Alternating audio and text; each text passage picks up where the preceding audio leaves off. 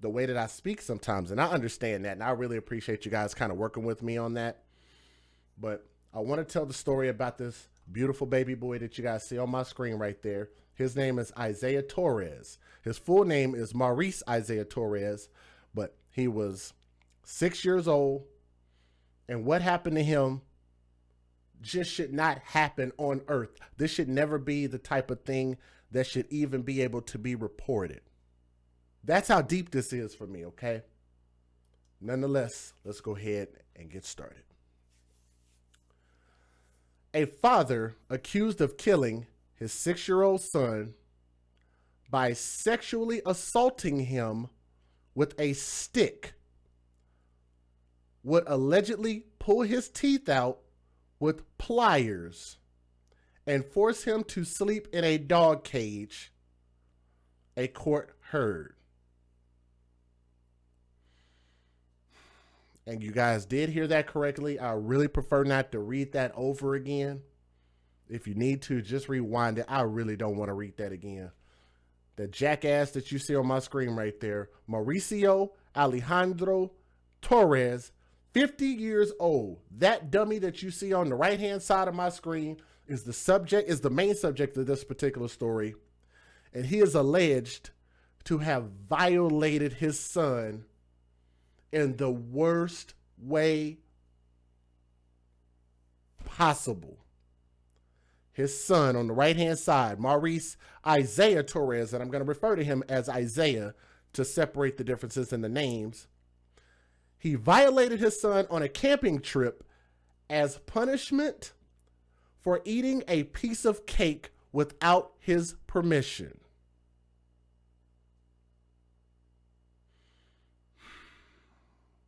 There's just no way to explain this. There is no excuse for it. This is not discipline. This is demonic. I don't even know a good word that could even explain this. Okay? Isaiah developed a bacterial infection and he died of septic shock the next day in March of 2015. The reason why we're talking about this story is because there is a retrial for Mauricio Alejandro Torres, who is the biological father. We are literally going through trial again for this, and we'll explain that in just a little bit of detail. Hashtag where's the biological mom? That's her right there. And we're going to talk about that blank face, empty soul looking creature on my screen. That's the biological mom and that's the biological dad. So for the people that look at this and they're just like, is that the same man in all of those photos? Actually, yes, it is. Do not mistake it. It looks like it's like 3 different Mexicans that crossed over the border illegally because Trump didn't build the wall fast enough. No. I know it kind of looks like, what's that dude's name? El Chapo?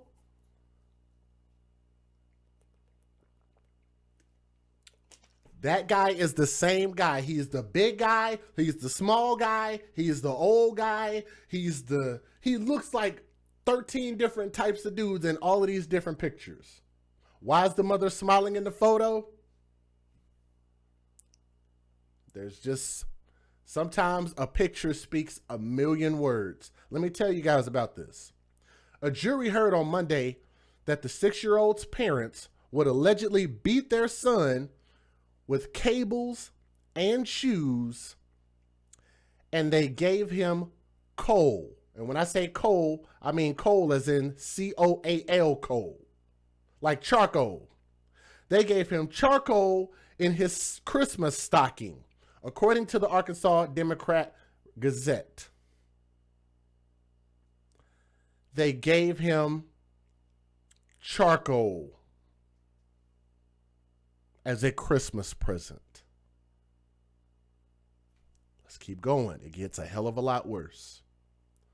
The biological father, Mauricio Torres, pleaded not guilty to capital murder and battery over the death of Isaiah at Benton County Circuit Court in Arkansas. Baby Isaiah's 12-year-old sister testified at the trial and claims she witnessed her parents pulling her brother's teeth out with pliers and making him sleep in a dog cage.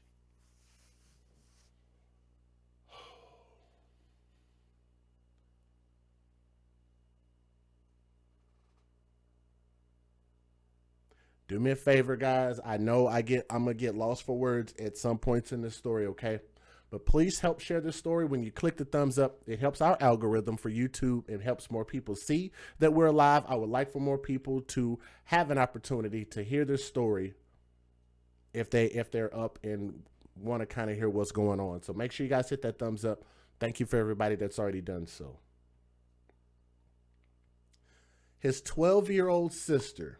So he had siblings, and I can only imagine that I bet his siblings probably experienced some of this so-called discipline as well. What do y'all want to bet? And with that being a girl, and I'm going to tell you guys something. The fact that his 12-year-old sister was able to step up for him and speak when that baby boy right there could not speak for himself, and none of those kids could defend themselves against the tyranny of that fat ass Mexican of a dad and that ugly bitch of a mom that they were forced to deal with. There was nobody there to save them. There was nobody there to protect them. Okay? And I'm so thankful that not only this 12-year-old girl had the courage to be able to speak up for her baby brother, but to not be scared and tell them what she saw. I want you to hear this. Not only did she watch with her own eyes that her brother's teeth were pulled out with pliers out of his...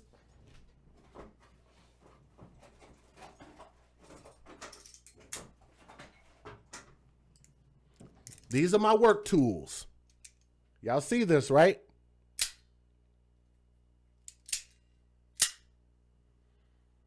These are pliers also. These are needle nose pliers. They're old and dusty because I didn't put in a lot of work on a lot of shit with these. She witnessed her parents taking pliers, gripping his teeth,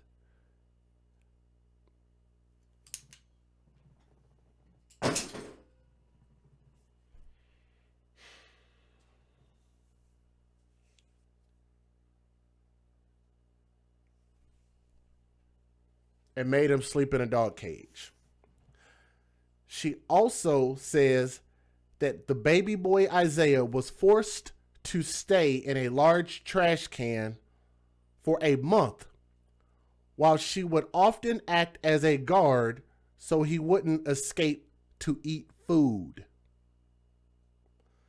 So the fat ass mom, the fat Mexican dad, and the fat white bitch of a mom right there. You see them two fat fuckers right there?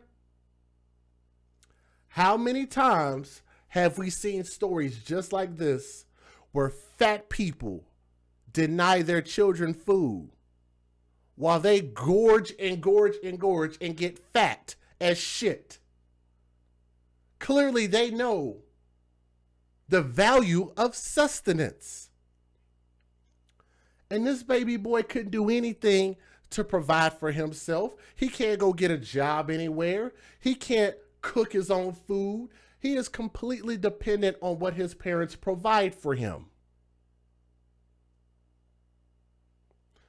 And they forced the children, his own baby sister, to watch him and make sure that he stays inside of a trash can so he couldn't escape and eat. Guys, I hate to tell y'all this, but it gets worse. Hashtag TTO, hashtag TTT, hashtag NASA. You guys already know where I'm going with this. Thank you for posting that. You ready? His baby sister claims that she was fed home-cooked meals and would dine in restaurants, while the baby boy Isaiah was fed only rice and beans. Can y'all picture that? She told the court that she witnessed her father beating baby boy Isaiah with a stick, and he also made her and her twin sister beat him also.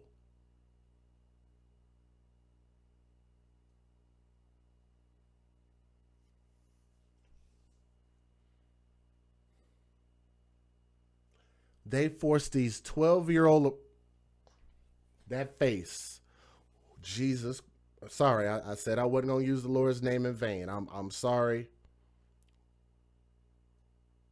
I caught myself. There's never been a time where I've ever wanted to punch a woman more than that moment right there.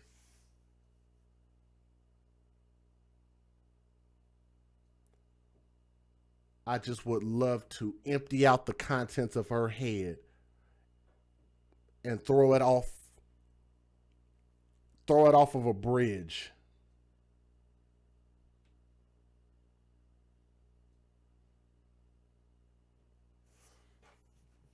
The father and the mother, because I'm going to blame both of them, forced their twin-year-old daughters to beat up their own baby brother, who was half of their age and probably half of their size. The 12-year-old sister said, I did it because I was afraid, because I might get beat too if I didn't do it, she told the court, according to the news outlets. Isaiah's birthday, the baby boy's birthday, was never celebrated, and they gave this boy charcoal on Christmas in his stocking. What is the point of that? For his birthday, and on Christmas, they never celebrated his birthday, and on Christmas, they gave him coal, charcoal.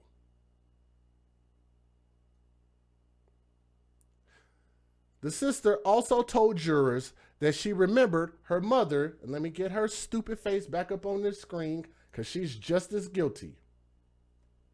That smiling broad right there in the top right-hand side, her name is Kathy Lynn Torres, 45 years old, and her own daughter said that she remembers her mom pouring bleach over her brother while the father scrubbed his skin. They poured bleach on that baby. I know you can't, a lot of people are not going to be able to handle this. I don't expect for us to really have a lot of support tonight. I really don't. If you have to click pause on the video, then I understand. I don't want you guys to put yourselves through any type of turmoil, emotional turmoil, if you cannot deal with this, okay? I completely understand. This is one of those nights where I understand, okay? So I ask that for the people in the chat, if you can't handle it, be honest with yourself and just exit the video. I understand. We will have some stories that we could talk about that maybe are a little bit easier to digest. Let me give a shout out to Pamela Trickett. Said, you are amazing, and I want to say thank you, Pamela. And she sent in a very, very nice and humble $20 super sticker there. Thank you. Thank you so much for that, Pamela. I really appreciate that.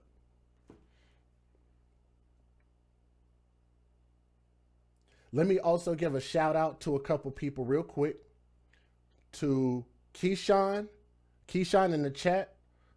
To Rochelle. To Manya. Thank you, Manya. I got your message, sweetheart. Thank you. And also to Rita. I did get y'all's donations and messages as well, okay? Thank you guys for doing that. Let me try to get back into this story. The 12-year-old sister, who was a twin apparently, remembers the mother, Kathy Lynn Torres, pouring bleach over that little boy while the father scrubbed his skin. The boy was said to have been forced to squat.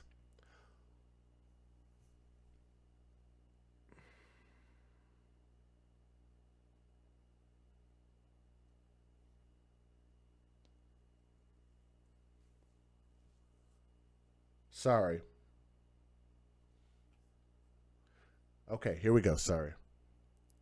The boy was said to have been forced to squat while the stick was in his rectum, and his mother, Kathy Lynn Torres, injured him further by pushing him to the ground with it inside him.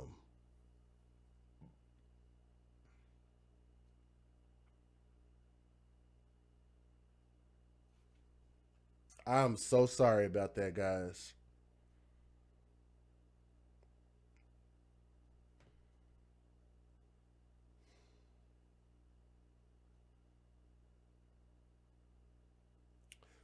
The biological mother, Kathy Lynn Torres, was handed a life sentence after pleading guilty to capital murder in March of 2017.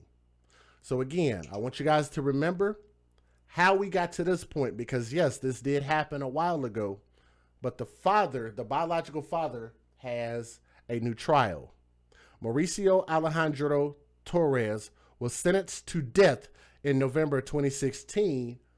That dude was sentenced to death in 2016, but his conviction was overturned last year in April because the alleged assault with the stick happened in Missouri and not Arkansas.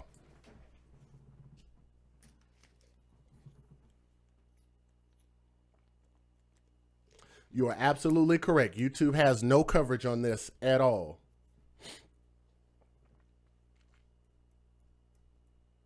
Did y'all catch what I just said?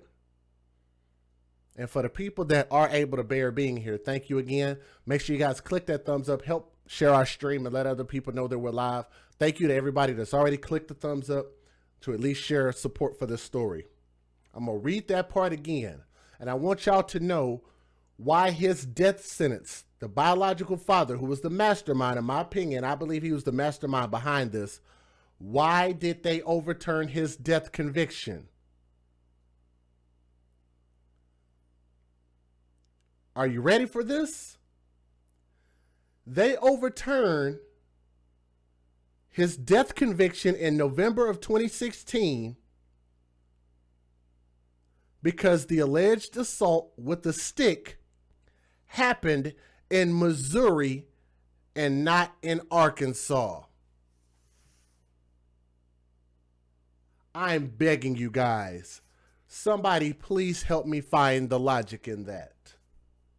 I know a lot of our laws don't make any sense at all.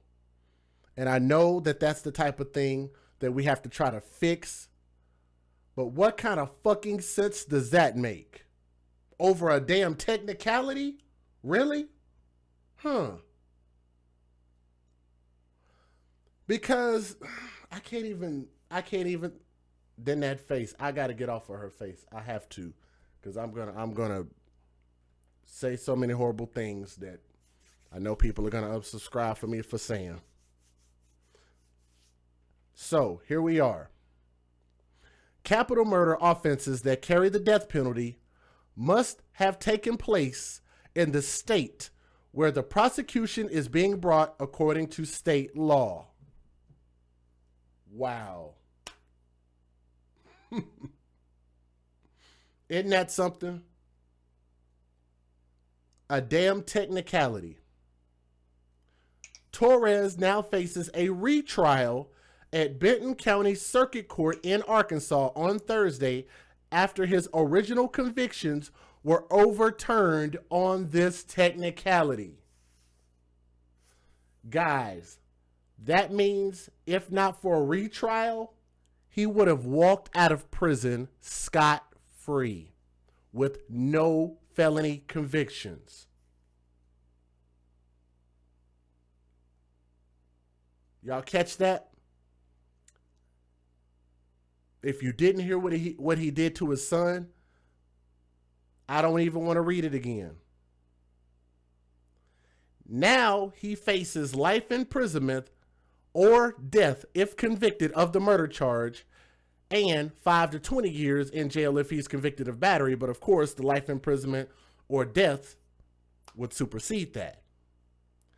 His went to a little bit too far. His original trial heard testimony from a medical examiner who stated that Isaiah's death was caused by bacterial infection from being violated with a stick in his rectum.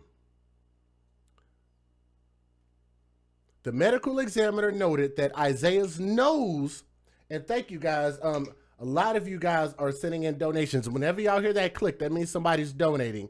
And I thank you guys for believing in our message, and thank you guys for sticking with me. I really appreciate that. Every time that clicks, that's somebody donating, and I thank you guys for doing that. In addition to that, the medical examiner noted that Isaiah's nose was broken and several teeth in his mouth had been pulled out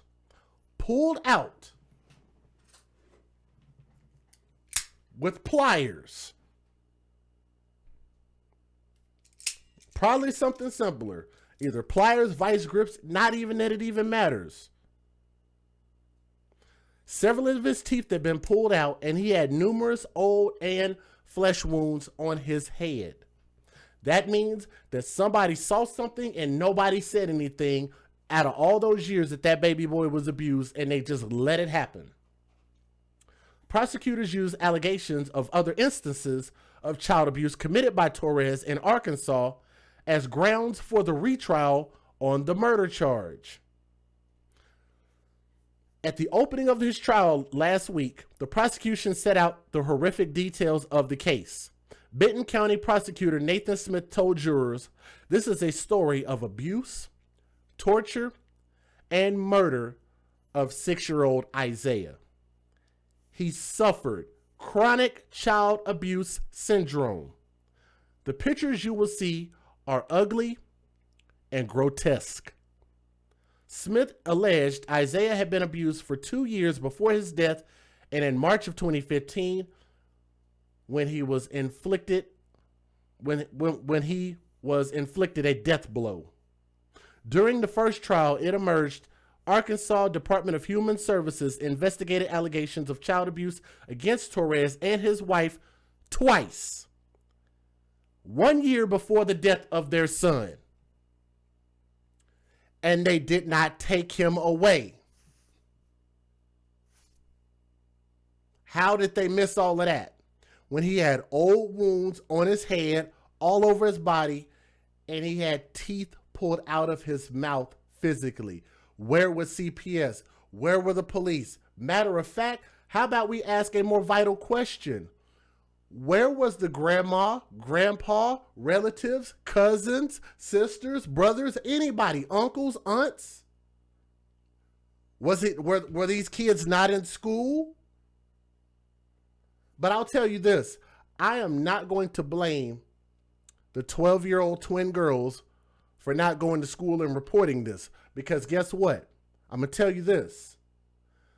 If DHS investigated them twice and did nothing, then don't you think that that might have put those girls in danger if they would have reported it to the school went to DHS and to the police, and they come back and then they dismiss it again for a third time? Now those girls have effectively put their own lives at risk. So I understand.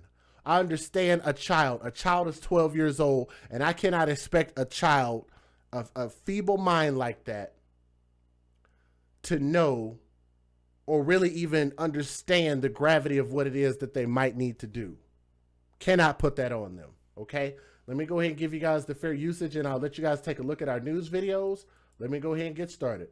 Federal law allows citizens to reproduce, distribute, or exhibit portions of copyrighted motion pictures, videotapes, or video discs under certain circumstances without the authorization of the copyright holder. This is called fair use. It is allowed for purposes of criticism, news reporting, teaching, and parody, which doesn't infringe of copyright under 17 U.S.C. 107. Okay, for the people that are watching, thank you, Keyshawn. She said we got 175 watchers and only 125 likes. I'm asking for everybody to click that thumbs up if you would, please, okay? Now, I'm not going to ask too many more times because I don't want to stop the story too much. So just if you would, guys, do me a favor and just look down and see if you've already clicked that thumbs up. If you haven't, click that thumbs up. Like, just believe me, it helps me out a lot. But make sure you guys click that thumbs up. We're at 130 right now. But I would love to have a thumb up for everybody that's watching right now. So we have at least, let me see, 7654. 40 more people can click that thumbs up. Okay? Let's go ahead and start with the news videos. Or did I put them up? I'm pretty sure I did. If I didn't, let me go ahead and load them up. Because I got them right here. Boom and boom. Well, I thought I loaded the news videos, but here they go. Key testimony today in the retrial of a man previously convicted of sodomizing and killing his 6-year-old son. Mauricio Torres, this man was convicted of capital murder and sentenced to death back in 2016. The state Supreme Court ended up overturning that conviction, ruling the state did not prove its case for the death penalty. Fox 24's Kelly O'Neill joins us live now in Bentonville. Kelly, you were in the courtroom. Tell us who took the stand today. Chelsea, the first witness today was a doctor who pronounced Isaiah Torres dead in 2015 at a Bella Vista hospital. He described the wounds all over the 6-year-old's body, saying, quote, there were signs of ongoing abuse and neglect. We do want to warn you now that some of these details we're going to be talking to you about can be disturbing. The second witness today was the lead detective from the Bella Vista Police Department. He was the guy who first questioned Mauricio Torres in 2015 and arrested him. Prosecutors showed photos of inside the Torres home with walls of the master bathroom covered in blood, including Isaiah's. They also played a video of Mauricio being questioned by police in 2015. In that video, he admitted to beating the children, but said his wife, Kathy, did most of the punishment. Mauricio admitted to using belts to spank Isaiah. He also hit him with an extension cord, he said. He said Kathy used chemicals to burn the 6-year-old, and Mauricio added that DHS showed up at their house but found no probable cause of abuse, and they ended up leaving. Now, in that video, when they were questioned... I hope y'all heard that. So I was absolutely correct in what I said. DHS found no probable cause. But I've told you guys, and maybe I'll show you guys this video again at some point, but it's easy to detect child abuse around the neck, around the back of the ears, and the face. There are easy ways to detect child abuse. Now, how is it that these people are getting paid to investigate child abuse and they didn't know that this child was getting beat the hell up and getting his teeth ripped out of his mouth? Like, how do you not discover that? I don't know. DHS is pathetic. Thank you. It really is. Thank you, Gina. Gina Pham sent in a $10 super chat. She said, for the beautiful children. Gina, thank you so much for your message and your super chat. Thank you very much. Mauricio admitted to using belts to spank Isaiah. He also hit him with an extension cord, he said. He said Kathy used chemicals to burn the 6-year-old, and Mauricio added that DHS showed up at their house but found no probable cause of abuse, and they ended up leaving. Now, in that video, when he was questioned by the detective about a doctor stating someone had raped Isaiah several times with a foreign object, Mauricio denied doing it in the first video, but in the second video that we were shown the jury watched today, Mauricio asked the detective, quote, when there's a confession and the truth is told, does a process move faster? In this video, he kept repeating how he can't betray his wife, and he said what happened to Isaiah was accidental, and, quote, don't let me pay for this alone. But right before they wrapped up this afternoon, around 5 o'clock, in the video, he actually admitted that something happened in that camper in Missouri back in 2015. He said he was sitting on the couch and that his wife, Kathy, had something to do with it. They couldn't say what foreign object it was, but he did say that something happened. Now, Mauricio Torres showed quite a bit of emotion today. He was listening to the video. He wasn't watching it. He was facing the other way. He also grabbed some tissues when they showed us photos of the 6-year-old when he arrived to the hospital, and he was only at the hospital for about 30 minutes or less. They wrapped around 5 o'clock just about 30 minutes ago. The trial is expected to begin again on Monday morning. Of course, stay with Fox 24. We'll have the latest updates. For now, reporting live in Bentonville, Kelly O'Neill, Fox 24 News. Okay, for the people that are curious about why is he trying to go for this accidental? The reason for that is because you could maybe get manslaughter as opposed to murder. God dog, man, just I don't know. I can't process this story very well. But let me let you guys hear the rest of the news videos. Continuing our coverage on the retrial of a man previously convicted of sodomizing and killing his 6-year-old son. Opening statement officially starting today. Mauricio Torres was convicted of capital murder and sentenced to death back in 2016. But the state's... Yes, Millie Mill, to save himself. That's exactly correct. That's exactly correct.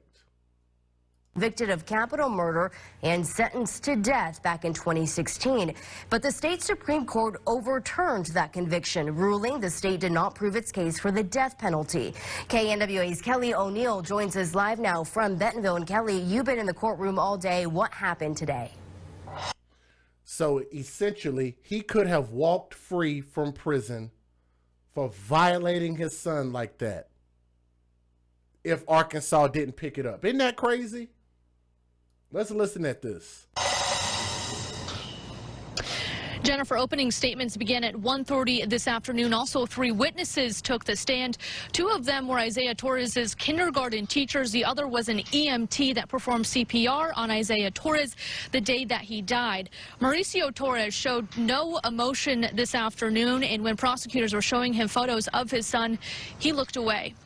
Both the defense and the prosecution agreed that Isaiah Torres died after the contents of a puncture wound to his rectum emptied into his stomach. Prosecutor Nathan Smith argued that Isaiah suffered from... Oh my God. Did y'all hear that? Oh my God. I'm gonna let y'all hear this again. This is how far that stick went up inside that little boy's body. Listen at this again. Oh my Jesus. Oh, I'm sorry. I said I wasn't going to use the Lord's name in vain. Sorry. I can't help it. Sorry. I caught myself. Sorry. He looked away. Both the defense and the prosecution agreed that Isaiah Torres died after the contents of a puncture wound to his rectum emptied into his stomach. Prosecutor Nathan Smith argued that Isaiah suffered from chronic child abuse. He looked away. Both the defense and the prosecution agreed that Isaiah Torres died after the contents of a puncture wound to his rectum emptied into his stomach. Prosecutor Nathan Smith argued that Isaiah suffered from chronic child abuse syndrome and that both of his parents failed him by being physically abusive for at least 2 years.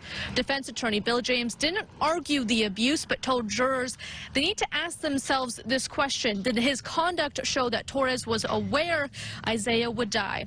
The defense team also argued that his wife, Kathy Torres, was responsible for most of the physical abuse. Several other witnesses expected. And y'all hear what he's been trying to do. He's been trying to pin all of this on the biological mom and said that she was the ringleader. She was responsible for all of this. And guess what?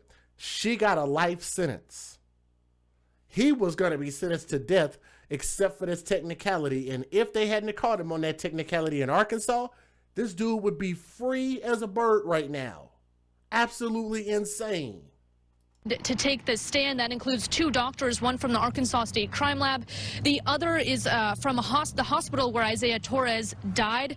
Another person who will be taking the stand is a Bella Vista police detective who ran the investigation, Kathy Torres, also Isaiah Torres' 12-year-old sister, and finally Mauricio Torres himself is expected to take the stand within the next few days. Court is going to resume here in Bentonville tomorrow at 8:30 a.m. Be sure to stay with KNWA. We'll give you the latest update. I wish they hadn't. Never mind. Let's keep going. A couple more news videos and then we'll wrap up. So again, when you guys come in, just click that thumbs up, help share the stream. We're almost done, but let's listen at what the courts had to, or not the courts, but some of the courts and the news videos. Here we go. Yes, a technicality. Yes. Yes. Because they said that it happened in one state and not the other. And his conviction was overturned. I don't know what kind of money you have to pay a lawyer to get you off on that. Absolutely insane. There were 114 potential jurors here today. The first part of the jury selection process lasted about 3 hours, and then Benton County Judge Brad Karen excused 10 of those people. Torres' appearance has changed drastically since his first trial, as you can see in these sketches from today in the courtroom. Today, he sat silently in a corner of the courtroom as Judge Karen asked potential jurors questions. He asked them if they knew any of the potential witnesses, if they knew Torres or members of his family, and if they believed they could presume Torres innocent until they had seen all of the evidence in this case. Judge Karen says jury selection will likely last until about 2 weeks. That's longer than usual, and that's because it's a case where the state is seeking the death penalty. Jury selection resumes tomorrow, and again, it's expected to last about 2 weeks. Experts say then after that, the rest of the trial could take 2 more weeks to play out. Reporting live in Bentonville, Emma Claybrook, 4029 News. Here's a quick look at the timeline in this case. So Isaiah Torres' death happened after a family camping trip. This was in Missouri back in March 2015. Mauricio Torres was convicted of capital murder and first-degree battery and was sentenced to death in 2016.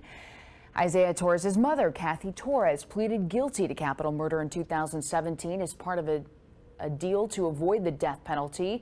Mauricio Torres' conviction was then overturned by the Arkansas Supreme Court in April 2019. And as you just heard, jury selection for his trial, that retrial that is, began today.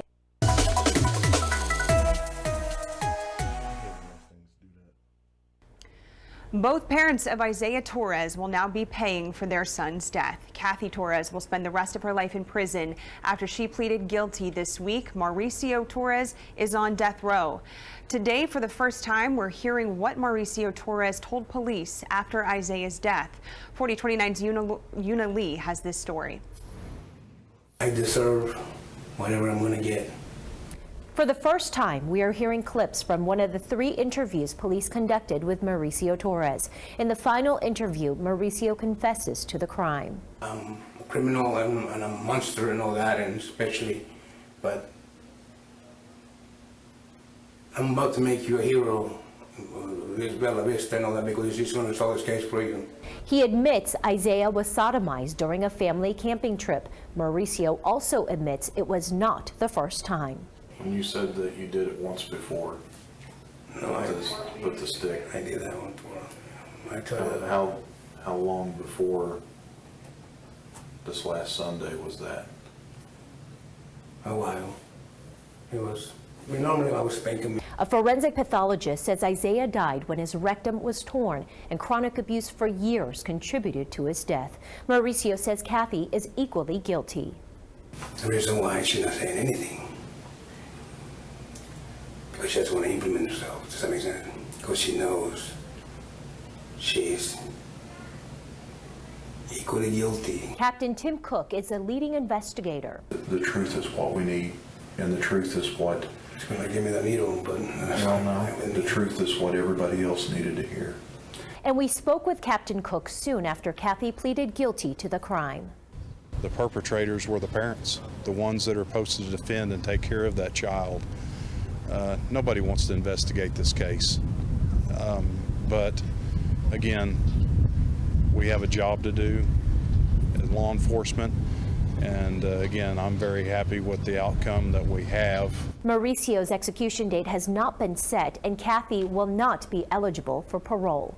Una Lee, 4029 News. Mauricio is waiting for his execution date on death row at the Varner Supermax facility. And of course, that was before the overturned conviction. Here's the next video. Let's keep going.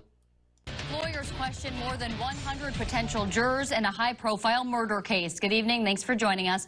I'm Chelsea Helms. In tonight's top story, jury selection began today in Bentonville in the retrial of Mauricio Torres. Torres was convicted of murder and sentenced to death in 2016 for killing his 6-year-old son, Isaiah Torres, who you see here. The state Supreme Court overturned that conviction, saying the state did not prove its case for the death penalty. In court today, 101 potential jurors were divided into 3 groups for questioning. So far, only 3 have been selected, 2 women and 1 man. Opening statements are scheduled to begin February 28th. Jury selection is wrapping up for the retrial of a Bella Vista man who was previously found guilty in his son's murder. Good evening. Thanks for joining us. I'm Chelsea Helms. In tonight's top story, 12 jurors and 1 alternate have been chosen to serve on the jury for the retrial of Mauricio Torres. 2 alternates are still needed for that trial to begin. Torres is accused in the March 2015 death of this boy, 6-year-old Isaiah Torres. He was convicted of capital murder and sentenced to death in 2016, but the state Supreme Court overturned that conviction, ruling the state did not prove its case for the death penalty. We'll be following this trial closely, and we'll continue to post updates to our website, so make sure you stay with Fox24News.tv. Top story this morning, a new murder trial begins today for a man accused of raping and killing his 6-year-old son. Y'all hear that, right? This is the last video. Make sure you guys listen up, even for the people that are just coming in. This will explain if you've already missed it. Here we go. KNWA Today's Tavares Jones is live at the Benton County Courthouse. Tavares, this will be the second murder trial for Mauricio Torres. Yeah, Caitlin, that's right. And those proceedings set to start this morning here in Benton County with jury selection, as it does in most criminal cases. As you said, Torres was convicted previously of capital murder and battery. That decision, however, overturned. Now, just to give you some context and background on this case, which made headlines across our region, it was back in March of 2015 that Mauricio Torres' 6-year-old son, Isaiah Torres, died during a family camping trip in the state of Missouri. Fast forward a year later, Mauricio Torres then went to trial and was convicted on charges of capital murder and battery and sentenced to the death penalty. However, in April of 2019, Mauricio Torres' attorneys petitioned the Arkansas State Supreme Court, who agreed that the decision should be overturned and the case would be vacated, saying that state prosecutors did not prove that, in fact, the rape happened in the state of Arkansas to warrant a death penalty in the state of Arkansas.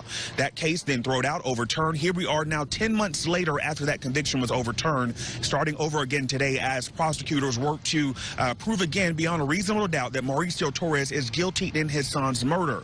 Now, as for the boy's mother, Kathy Torres, she also was a co-defendant in this case. She took a plea deal and has agreed to life in prison with 20 additional years for battery. We are told that prosecutors could use her as a witness in this trial as it plays out over the next few days. Of course, this is a story we will continue to follow and bring you the very latest as it develops both on air and online. For now, live here in Benton County this morning, Tavares Jones, KNWA Today, Northwest Arkansas News. Caitlin? And, Tavares, thank you for that update on the case. Let me see, say, I really admire you for being able to do these stories every day and keeping your composure, because I would be going off cursing like a sailor all the time. But I did catch myself because there was somebody that emailed me and they just kind of expressed their religious concern about me using, you know, God's name in vain, and I can respect that. And I definitely want to try to do my best. But when I see that face right there, it's really, really hard for me to keep my composure. It really is, because there's a lot of evil things that I want to say, okay? Let me say this. Those 12-year-old twin daughters, I understand. Those kids were scared. What do you expect a 12-year-old girls to do against an evil mother and an evil father? And they're probably afraid for their lives. You can't expect for them to watch DHS come into the house twice, investigate, and DHS did nothing. They found nothing. They said everything was unsubstantiated. Unsubstantiated. Have trouble pronouncing that word. So with the girls seeing that, you can imagine how afraid that they probably were. But the fact that at least one of them had the courage to be able to stand there in court and testify against their own dad, I admire that, and those girls should be protected for that. Okay?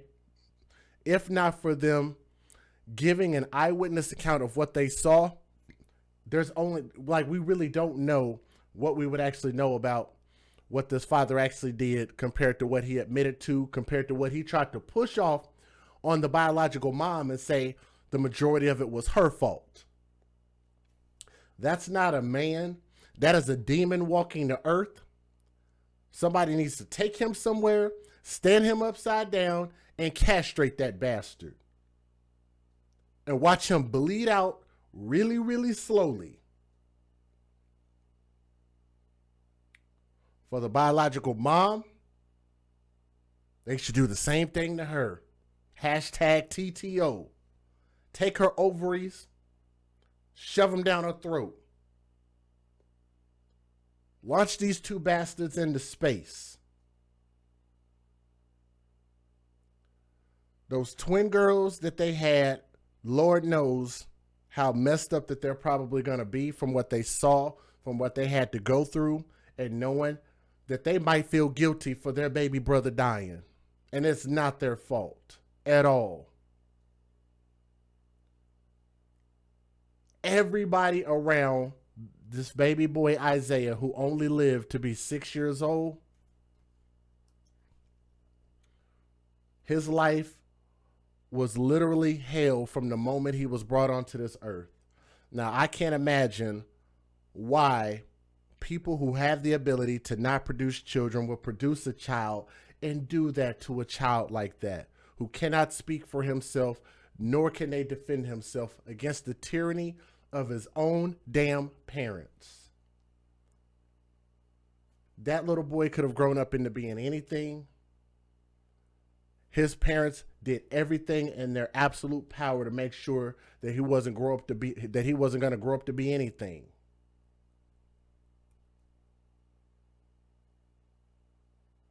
They starved him.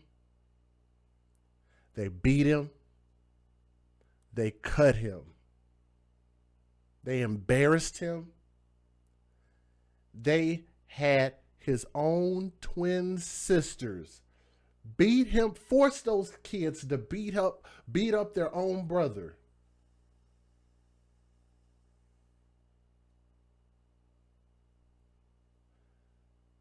And worst of all,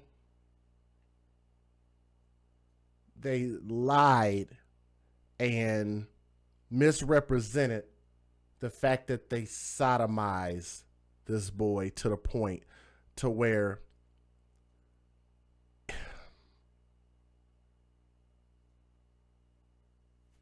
I can't say it. I can't say it. Y'all go back and read or listen to the beginning of the story. I can't say it again. I really can't. And I thank you guys for bearing with me. I've done the best that I can to try to maintain my composure. I'm very upset by this story. I'm very bothered by this story. And I understand why men in prison, when they get a hold of somebody like this, why they try to rip them limb from limb. I understand. I really do. Child abusers have a special place in hell. And I hope that they suffer through hell on earth before they finally take their last resting place in hell next to Satan, in a corner with the rest of the pedophiles and child abusers and murderers. These three children cannot speak for themselves, nor could they defend themselves, and the smallest of them suffered the worst abuse, and they took his life. And for that, for DHS to fail, and now for the whole damn state to fail, and damn near allow that man to get out on a technicality, and they threw out his whole court case for Arkansas to pick this up. If Arkansas fails, that man might walk. And I'm just like, how? You can't allow that to happen under any circumstances. But I do want to say this because I want to get the pictures off of that father or that man. He's not even a father. He's not even a human being. But I want to pause it right here. And I want to say to Isaiah Torres, I don't even want to use his real first name because he shares a first name with the man that is his sperm donor, basically. To Isaiah Torres, young soul, you deserve better. Everybody on planet Earth failed you. The state of Arkansas failed you. The state of Missouri, if I'm not mistaken. Let me make sure. I think it's Missouri. Let me see. The state of Missouri failed him. DHS failed him. The police failed him. His mother and father failed him. And as much as I hate to say it, his baby sisters were forced to fail him. They were forced to. He had no family, no friends, no cousins, no aunties, no grandparents. Nobody cared about him. The AFC cares. And I really wish that this world could have did better by Isaiah Torres. He deserved better. He deserved a chance, okay? R.I.P. Young soul. I want to say thank you to you guys for listening to our stream at this time of night. I know it's very late. And I want to say thank you to you guys. Get yourself some tea. Do whatever it is that you need to do to try to relax your mind. I know for me, I'm still a bit worked up over this, okay? But I thank you guys for your support. I thank you guys for your kind words in there. And I thank you guys for just listening to his story, because I think that his story is very important. And we definitely want to use these stories as a cautionary tale and hope that if you see something, you say something, and we can reduce the amount of these stories that are happening. I would love to only go live about stories that are funny and silly. But as long as we have children out here being abused, we're going to continue to keep speaking on their behalf, okay? This is your boy, DJ Just J. We're the AFC, where we advocate for children first. From my heart to yours, from my heart.